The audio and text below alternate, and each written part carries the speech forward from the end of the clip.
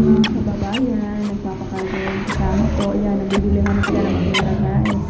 Buti na lang yung yung box nakaka-uwi ng Pilipinas. Pero yung nagpapadala, tigang na.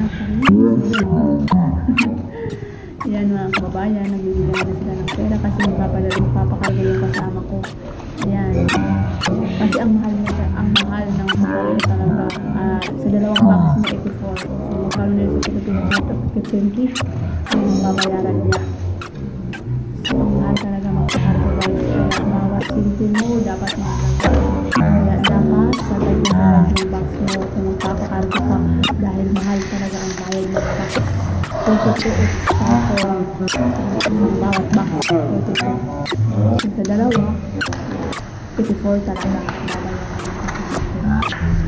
Ito si Madam, yan. Yan yung mayan ng company. Cargo. Si Sir at si Madam ang mag-box ng kasama. So, thank you sir. Gandang service. Sali na si Cargo Rodriguez. Sa inyo sa lahat ng kalangan ng papakargo guys. Dito na kayo sa Legacy Cargo. Ligid at naasahan. At siguradong makakarating yung box mo sa Pilipinas guys.